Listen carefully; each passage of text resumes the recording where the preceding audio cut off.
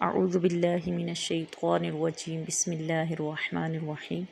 السلام علیکم ورحمۃ اللہ وبرکاتہ۔ سیدنا کریم صلی اللہ علیہ وسلم۔ عزیز سامعین، یاد رکھیے دین کے مسائل سیکھنے اور سکھانے میں کوئی شرم اور کوئی آڑے نہیں آنی چاہیے، جب کہ وہ مسائل ہماری زندگی کے معاملات کو گزارنے کے لیے ان کو دین کے اندر رہتے ہوئے ضروری سمجھا گیا ہو۔ ان مسائل میں سے ایک اہم مسئلہ جس کی طرف گزشتہ کئی دنوں سے بارہا یہ سوال پوچھا گیا، جس میں سے ایک مسئلے کو آج کے دن میں پیش کرنا چاہوں گی۔ کسی عورت کے ہاں اگر کوئی بچہ پیدا ہوتا ہے تو اس کے پاکی کے ایام کے بارے میں شریعت ہمیں کیا حکم دیتی ہے۔ ہم نے اس معاشرے کے اندر اپنے گزشتہ آباء و اجداد کے طرز عمل کو فالو کرتے ہوئے ایک غلط رسم کے اوپر عمل پیرا ہونے کی عادت اپنا لی ہے، اور وہ طریقہ کیا ہے کہ جب کسی عورت کے ہاں اللہ کی طرف سے اولاد کی نعمت ملتی ہے تو وہ عورت اپنا چلہ پورا کرنا اپنے لیے لازم سمجھتی ہے، اور چلہ کسے کہتے ہیں؟ 40 دن تک نہ وہ نماز پڑھتی ہے، نہ وہ قرآن شریف کی تلاوت کرتی ہے، نہ ہی وہ اگر رمضان شریف ہے تو اس کے روزے رکھتی ہے، اور بعض علاقوں میں تو اس کو 45 دن تک ایکسٹینڈ یعنی زیادہ کر دیا گیا ہے۔ یاد رکھیں نفاس کی جو مدت ہے 40 دن وہ انتہائی مدت ہے، اس کی کم سے کم مدت کا کوئی تعین نہیں ہے، جیسا کہ حیض کی مدت کے بارے میں ہے کہ یہ 3 دن اور زیادہ سے زیادہ 10 دن ہے، لیکن نفاس کی مدت کے بارے میں ایسا کوئی حکم موجود نہیں ہے کہ کم سے کم کتنے دن ہو، لیکن انتہائی مدت 40 دن ہے۔ تو ان انتہائی مدت کے دنوں کو ہر ایک انسان، ہر ایک عورت اپنے لیے لازم جانے، یہ غلط ہے۔ اللہ تعالیٰ نے ہر انسان کے جسم کو دوسرے انسان سے منفرد اور الگ کیفیت میں پیدا کیا ہے، لہٰذا یہاں پہ یہ مسئلہ ہمارے لیے جاننا بہت ضروری ہے کہ اگر کوئی عورت بچے کی پیدائش کے 10 دنوں کے بعد، 20 دنوں بعد، 1 مہینے بعد پاکی کے مقام تک پہنچتی ہے تو اس کے لیے لازم ہے کہ وہ غسل کرے اسی وقت، اور اس غسل کے بعد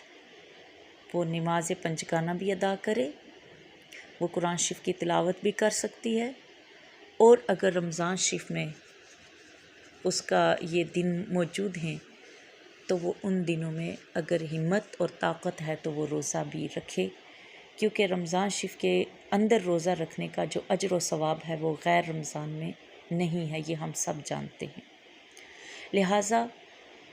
یہ علم ہونے کے باوجود بھی اگر پھر بھی کوئی بزرگ خواتین میں کوئی مجبور کرے کہ نہیں یہ تم غلط کر رہی ہو، 40 دن تک کیسے ہو سکتا ہے، تم نہیں نکل سکتی چلے سے، یہ غلط ہے، گناہ ہے، تو یاد رکھیں پیاری بیٹیوں اور بہنوں، یہ ان کی اطاعت ہمارے اوپر لازم نہیں، ہمارے اوپر اطاعت جو لازم ہے وہ ہمارے شریعت کے احکامات کی ہے، لہٰذا اس عادت کو چھوڑنے کی ضرورت ہے، اور دوسروں کو جن تک یہ علم نہیں ہے ان تک یہ بات پہنچانے کی ضرورت ہے۔ کسی بھی صورت میں اگر 20 دن، 22 دن، 15 دن کے بعد اگر ایک عورت کو طہارت حاصل ہو جائے تو کسی بھی صورت میں اس کے لیے 40 دن تک اپنے اوپر ناپاکی کا لیبل لگائے رکھنا یہ گناہ ہے، اللہ کی ناراضگی کا سبب ہے۔ اور اسی کے ساتھ ایک دوسرا مسئلہ پوچھا گیا ان دنوں بارہا کہ اگر کوئی عورت کہ جس کا حمل ساقط ہو جاتا ہے، بچہ ضائع ہو جاتا ہے، تو اس کے بعد جو اس کا خون جاری ہوتا ہے اس کے بارے میں شریعت ہمیں کیا حکم دیتی ہے؟ تو یاد رکھیں کہ اگر بچہ اس کیفیت میں ساقط ہوتا ہے کہ اس کے جسم کے اعضاء میں سے کوئی عضو بن گیا ہو تو اب وہ پورے بچے کے حکم میں ہوگا، لیکن اس بات کا اندازہ کرنا ہر انسان کے بس کی بات نہیں ہے۔ اس لیے فقہا نے آسانی کے لیے مسئلے کو سمجھنے کے لیے کچھ مہینوں کا اور دنوں کا تعین کیا ہے کہ اگر اتنے دن اور اتنے مہینوں کا بچہ ہو، پریگنینسی ہو، حمل ہو اور وہ ساقط ہو جائے تو وہ مکمل بچے کے حکم میں ہوگا۔ اور وہ دن اور مہینے کو کتنے ہیں؟ 120 دن یا 4 مہینے۔ یہ وہ مدت ہے جس میں بچے کے اعضاء خون اور گوشت کے لوتھڑے سے تبدیل ہو کر عضو کے بننے کی کیفیت میں داخل ہو جاتے ہیں۔ لہٰذا اگر کسی عورت کا حمل 120 دن یا 120 دن یعنی 4 ماہ کے دورانیے کے بعد ساقط ہوتا ہے، اس کے بعد جو اسے خون جاری ہوگا وہ نفاس کا ہوگا، یعنی بچے کی پیدائش والا ہوگا۔ اور اس دورانیے میں خاتون کے لیے نماز پڑھنا منع ہے، قرآن شریف کو چھونا منع ہے، اس کی تلاوت منع ہے، مسجد کے صحن میں، اس کے برآمدے میں، مسجد کے اندر داخل ہونا منع ہے، اور اگر وہ عمرہ یا حج کے لیے مکہ مکرمہ میں حاضر ہے تو حرم شریف کی حدود میں قدم تک رکھنا بھی منع ہے۔ لیکن اگر وہ 4 ماہ کی مدت سے کم کی کیفیت میں بیبی ضائع ہوتا ہے تو اس صورت میں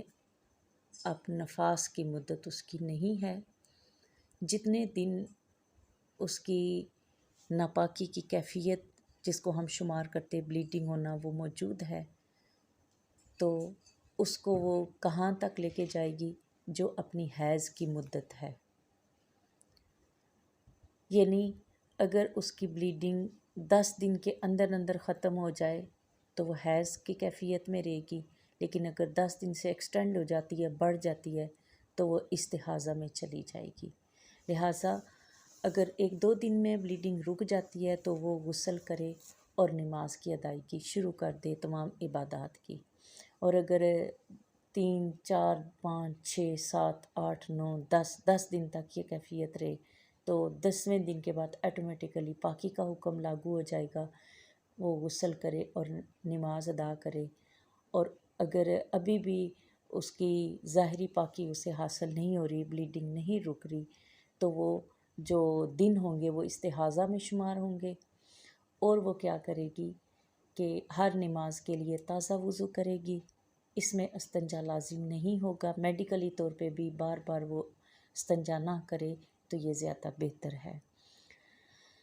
تو وہ ہر نماز کے لیے تازہ وضو کرے اور اس کے ساتھ فرض نماز، واجب نماز جو کہیں قضا ہوئی ہے، اس کے علاوہ نوافل ہیں، قرآن شریف کی تلاوت ہے، جو بھی عبادات ہیں وہ ادا کر سکتی ہے۔ اس میں ایک اور چیز بھی ساتھ بتاتی چلوں کہ یہ جو لفظ حیض کے اندر کچھ چیزیں میں بتانا چاہ رہی تھی ان کی طرف رہنمائی کرتی چلوں کہ حیض میں ہماری بوڑھی خواتین ایک غلطی بچیوں سے کرواتی ہیں پاکی اختیار کرنے کے معاملے میں۔ وہ بچیوں کو باؤنڈ کر دیتی ہیں کہ نہیں پترا، نہیں بیٹی، آپ نے 6 دن یا 7ویں دن سے پہلے آپ پاک نہیں ہو سکتی۔ اب ان کو کیا پتہ، ظاہر ہے جس انسان کا جسم ہے وہ زیادہ بہتر جانتا ہے نہ کہ کوئی دوسرا بندہ، تو پابندی لگا دیتی ہے نہیں 7ویں دن تم نے 7ویں دن سے پہلے سر نہیں دھونا، مطلب کہ پاکی اختیار نہیں کرنی۔ تو یہ بھی ایک جہالت ہے، جیسے نفاس میں 40 دن تک لے کے جانا یہ جہالت ہے، اسی طرح ماہواری کے غسل کے بارے میں بھی یہ غلطی اختیار کرنا یہ بھی جہالت ہے۔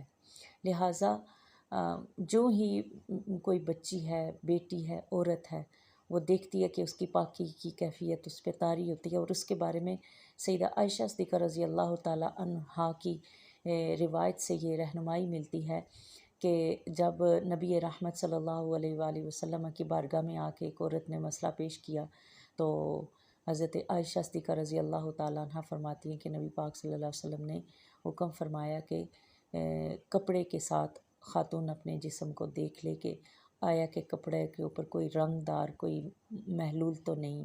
اگر کوئی ایسی چیز نہیں ہے تو پھر وہ عورت پاک ہے۔ موجودہ دور میں یہ سہولت ٹیشو کے ذریعے انسان اپنے جسم کو چیک کر سکتی ہے عورت، تو یہ کیفیت خود پتہ لگ جائے گی، اور 3 4 5 مرتبہ کے بعد ایک عادت بن جاتی ہے، تو اس عادت بننے کے بعد اگر کوئی بیٹی چوتھے دن پاک ہو جاتی ہے، 5ویں دن ہو جاتی ہے، 6ٹھے دن، تو اس کے لیے اپنی بزرگ خواتین کی بات ماننا یہ لازم نہیں ہے۔ اگر کوئی ایسا کرے گی تو عند اللہ وہ گناہ گار ہوگی۔ اگر 5ویں دن بچی پاک ہو جائے، وہ 6ٹھے دن بھی غسل نہ کرے، 7ویں دن جا کے کرے، تو ان 2 دنوں کی جو نمازیں ہیں وہ اس کے ذمہ لازم ہیں، قضا ہیں، اور ان کی ادائیگی اس کے ذمہ لازم بن جائے گی۔ اس لیے ان باتوں کے اوپر پوری توجہ دیجیے اور اپنے آپ کو اس بڑی غلطی سے بچانے کی کوشش کیجیے، اور جن لوگوں تک ایسا علم نہیں موجود ان تک یہ علم ضرور پہنچائیں، تاکہ ہمارے معاشرے سے ان غلطیوں کی اصلاح ہو سکے۔ اللہ تعالی ہمیں بہتر زندگی گزارنے کی، دین اسلام کے اندر رہ کر اپنے ان معاملات کو اختیار کرنے کی توفیق عطا فرمائے۔ آمین۔ والسلام علیکم ورحمۃ اللہ وبرکاتہ۔